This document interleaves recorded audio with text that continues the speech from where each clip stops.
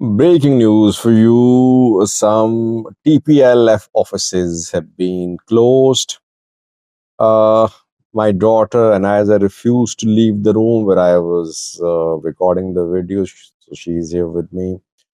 Uh, First, a story about the closure of TPLF offices by the Ethiopian military. Second news story is about a weapons package approved by the US government for a Middle Eastern country. This Middle Eastern country is heavily involved in armed conflicts, in other types of conflicts in the Horn of Africa. Let's have a look at this story first, which is about approval of a weapons package by the US government for a Middle Eastern country. Donald Trump, the US president, is visiting the Middle East where he's hoping to draw investment. Qatar gave a gift of 400 million US dollars to the US president. Boeing 747 jet has been gifted by Qatari government for the personal official use of the US President Donald Trump. The US President arrived in Saudi Arabia this morning. He's accompanied by Elon Musk, the business man, business tycoon. Secondly, he is going to visit UAE as well, United Arab Emirates. His government has approved a package, a weapons package for the UAE. 1.4 billion US dollar worth arms package has been approved by Trump government for the UAE. UAE is heavily involved in the Horn of Africa. It is involved in Yemeni civil war. It was involved there. There is a pause to the war there. It is heavily involved in Sudanese civil war. It was involved in Ethiopian civil war too, in support of Sudanese, in support of Ethiopian government against Tigray fighters. It is investing on ports. These ports are being used by the UAE government for its armed, for its intervention in armed conflicts in the Horn of Africa. UAE does not enjoy a good human rights record, monarchy in place there, but what matters for Trump government is the protection of US interests. Any country ready to further US interests is a US ally. The issue of human rights is used to pressurize those countries which don't give in to the demands of the US government. Sudanese military protesting, saying that UAE is providing weapons to Rapid Support Force, but US government giving more arms, more weapons to the UAE government. Now back to main video of this main news story in this video. Exclusive information which I have verified from different sources. Ethiopian military, Ethiopian National Defense Force has closed several offices of the Tigray People's Liberation Front.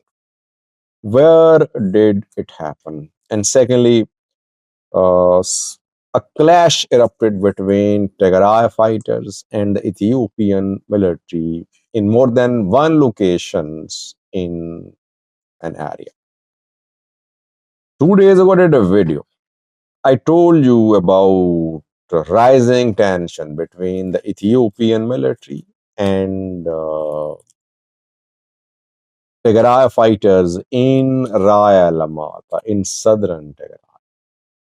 I told you that Ethiopian military had carried out some operations. It conducted search operations at some schools in Alamata city. Now, we have received more information about the Ethiopian military operations in Alamata. Ethiopian military supported Tigray fighters when last year Tigray fighters took control of large parts of Raya Alamata, large parts of southern Tigray. But after Debretsion Gebremichael announced a few days ago, last week rather, that TPLF wants a new government in southern Tigray. It wants to dismantle the existing government. Military started taking action against the presence of Tigray fighters in Alamata city mainly. What I have learned so far is that 5 offices of the Tigray People Mission Fund were told to close by yesterday. 12th of May was the deadline given by the Ethiopian military. Military told the TPLF official there to close the offices by Monday. Deadline was given 3 to 4 days ago, reportedly. Have the offices been closed? I try to get an update, but deadline is being confirmed to me, and some sources say that offices have been closed because Ethiopian military is in commanding position in Alamata. Tigray fighters are there too, but military in a strong position there. Amhara forces have withdrawn. Amhara militia has withdrawn from there. Secondly, Ethiopian military is still conducting search operations at schools, at other places in Alamata city. It is trying to ensure that no large-scale presence of that there is no large-scale presence of Tigray military in Alamata city. Schools are being cleared. Hospitals, other buildings where Tigray fighters were based, they are being cleared.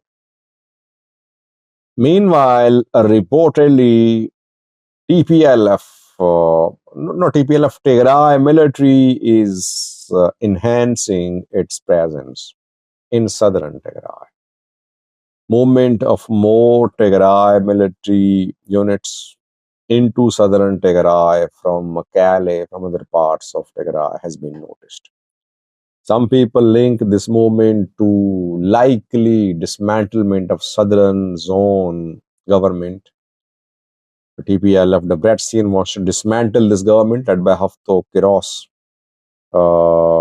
The government is heavily pro-Getachew, the anti-TPLF.